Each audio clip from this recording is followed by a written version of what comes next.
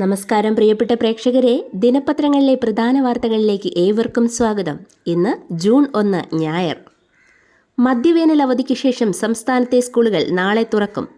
School പ്രവേശനോത്സവത്തിന്റെ സംസ്ഥാനതല ഉദ്ഘാടനം ആലപ്പുഴ ജില്ലയിലെ കലവൂർ ഗവൺമെന്റ് HSSൽ നാളെ രാവിലെ 9:30 മുഖ്യമന്ത്രി പിണറായി വിജയൻ നിർവഹിക്കും. നവാഗതരായ കുട്ടികളെ മന്ത്രി വി ശിവൻകുട്ടി സ്വീകരിക്കും. സംസ്ഥാനത്തെ സർക്കാർ എയ്ഡഡ് സ്കൂളുകളിലെ പ്രവൃത്തി സമയം അരമണിക്കൂർ കൂട്ടുന്നത് വൈകുന്നേരം മാത്രമാക്കുന്നത് സർക്കാർ പരിഗണിക്കുന്നു. വിദ്യാർത്ഥികളിൽ സമ്പാദ്യശീലം വളർത്താൻ സ്കൂളുകളിൽ സഹകരണ സംഘങ്ങൾ തുടങ്ങും. നിലവിൽ 3820 സ്കൂളുകളിൽ സൊസൈറ്റികൾ പ്രവർത്തിക്കുന്നുണ്ട്. ഇത് ബുക്കുകളും പാഠപുസ്തകവും വിതരണം ചെയ്യുന്നതിനായി അധ്യാപകരുടെ മേൽനോട്ടത്തിലുള്ളതാണ്. ഇവയുടെ ഘടനയിൽ മാറ്റങ്ങൾ വരുത്തി എല്ലാ സ്കൂളുകളിലും ഇത്തരം സംഘങ്ങൾ രജിസ്റ്റർ ചെയ്യുന്നതിന് സഹകരണ വകുപ്പും വിദ്യാഭ്യാസ വകുപ്പും തീരുമാനിച്ചു. മാതൃസംഘങ്ങളിൽ കുട്ടികളുടെ പേരിൽ തന്നെ അക്കൗണ്ടുകൾ തുടങ്ങി ആ അക്കൗണ്ടിലേക്കാണ് കുട്ടികളുടെ സമ്പാദ്യങ്ങൾ നിക്ഷേപിക്കുക. സംസ്ഥാനത്ത് വരുന്ന 5 ദിവസം മഴ ശക്തിയായി തുടരും. ആലപ്പുഴ, എറണാകുളം, കണ്ണൂർ, കാസർഗോഡ് ജില്ലകളിൽ ഇന്ന് യെല്ലോ അലർട്ട്. ഒറ്റപ്പെട്ട ശക്തമായ മഴയ്ക്ക് സാധ്യതയുണ്ട്. മഴക്കെടുതിയിൽ ഇന്നലെ സംസ്ഥാനത്ത് 5 പേർ മരിച്ചു. കാണാതായ 2 പേർക്കായി തിരച്ചിൽ തുടരുന്നു. മലയോര പ്രദേശങ്ങളിൽ ഉരുൾപൊട്ടൽ, മണ്ണിടിച്ചിൽ, മലവെള്ളപ്പാച്ചിൽ എന്നിവയ്ക്ക് സാധ്യതയുള്ളതിനാൽ ജാഗ്രത പാലിക്കണം. സ്കൂൾ വിദ്യാർത്ഥികളുടെ സുരക്ഷിത യാത്രയ്ക്കായി നാളെ മുതൽ തിരുവനന്തപുരം നഗരത്തിൽ പോലീസ് ഗതാഗത ക്രമീകരണങ്ങൾ ഏർപ്പെടുത്തി. സ്കൂൾ കുട്ടികളെ കൊണ്ടുവരുന്ന വാഹനങ്ങൾ ഗതാഗത തടസ്സവും അപകടവും ഉണ്ടാകാതെ സുരക്ഷിതമായ സ്ഥലങ്ങളിൽ നിർത്തി കുട്ടികളെ ഇറക്കുകയും തിരികെ കയറ്റിക്കൊണ്ടുപോവുകയും വേണം. വിദ്യാഭ്യാസ സ്ഥാപനങ്ങളുടെ സമീപമുള്ള റോഡുകളിലും പരിസരത്തും വാഹന പാർക്കിംഗ്, വഴിയോര കച്ചവടങ്ങൾ അനുവദിക്കില്ല. അനുവദനീയമായ എണ്ണത്തിൽ കൂടുതൽ കുട്ടികളെ സ്കൂൾ വാഹനത്തിൽ കൊണ്ടുപോകാൻ പാടില്ല. സ്കൂൾ വിദ്യാർത്ഥികളെ കൊണ്ടുപോകുന്ന വാഹനങ്ങൾക്ക് മോട്ടോർ വാഹന നിയമപ്രകാരമുള്ള ഫിറ്റ്നസ് പെർമിറ്റ് എന്നിവ ഉണ്ടായിരിക്കണം. നിയമപ്രകാരമുള്ള സുരക്ഷാ ക്രമീകരണങ്ങൾ വാഹനത്തിൽ ഉണ്ടായിരിക്കണം. ഇക്കാര്യങ്ങൾ അതത് സ്കൂൾ അധികൃതർ ഉറപ്പുവരുത്തണമെന്നും പോലീസ് അറിയിച്ചു. വിഴിഞ്ഞം തുറമുഖത്ത് നിന്ന് മത്സ്യബന്ധനത്തിനായി പോയി കാണാതായ 2ാമത്തെ വള്ളവും കണ്ടെത്തി. ഇതോടെ കാണാതായ 9 മത്സ്യത്തൊഴിലാളികൾ 8 പേർ തിരികെ എത്തി. ആദ്യമുണ്ടായ ബോട്ട് അപകടത്തിലെ സ്റ്റെല്ലസ് എന്ന മത്സ്യത്തൊഴിലാളിയെ മാത്രമാണ് ഇനി കണ്ടെത്താനുള്ളത്. ഇതിനായി തിരച്ചിൽ നടക്കുകയാണ്. വ്യാഴാഴ്ച 3 വള്ളങ്ങളിലായി 13 പേരാണ് വിഴിഞ്ഞത്ത് നിന്ന് മത്സ്യബന്ധനത്തിനായി പോയത്. ജില്ലയിൽ മഴയ്ക്ക് നേരിയ കുറവ്. ശക്തമായ കാറ്റിൽ പലയിടത്തും നാശനഷ്ടം.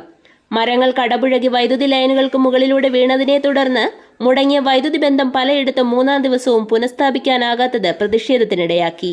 മലയോര ജില്ലകളിൽ കൃഷിനാശം വ്യാപകമാണ്. മഴ വീണ്ടും ശക്തമായാൽ സ്ഥിതി രൂക്ഷമാകുമെന്ന് കർഷകർ പറയുന്നു.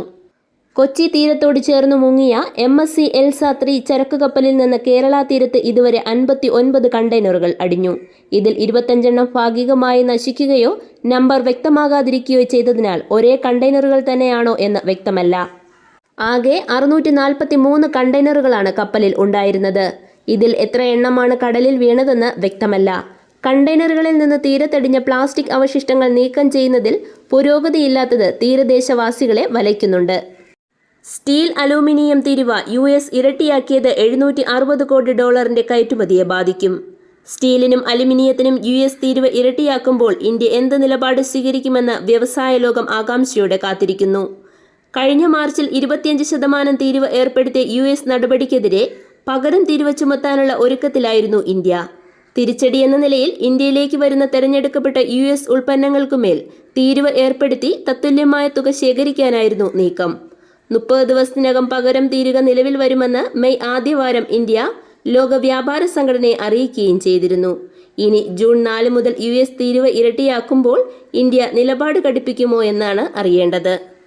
ലഹരിക്കെതിരെയുള്ള ബോധവൽക്കരണത്തിൽ മുതിർന്നവരുടെ ഉപദേശങ്ങൾ അടിച്ചേൽപ്പിക്കാതെ വിദ്യാർത്ഥികളിൽ നിന്നു തന്നെ അഭിപ്രായ രൂപീകരണത്തിന് അവസരം നൽകണമെന്ന് പൊതുവിദ്യാഭ്യാസ വകുപ്പിന്റെ നിർദ്ദേശം.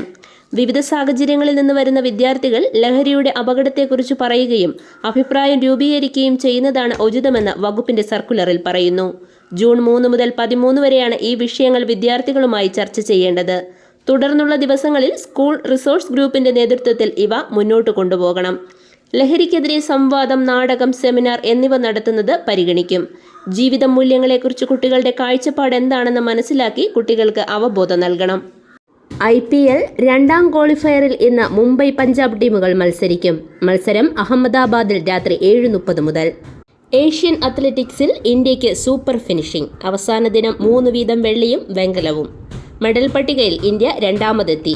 41 വർഷത്തെ ഔദ്യോഗിക ജീവിതം പൂർത്തിയാക്കി ഷൈനി വിൽസൺ പടിയിറങ്ങി.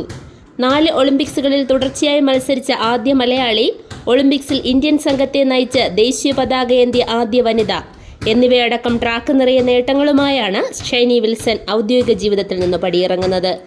ഇതോടെ ഇന്നത്തെ ദിനപത്രങ്ങളിലെ പ്രധാന വാർത്തകൾ സമാപിക്കുന്നു. നന്ദി, നമസ്കാരം.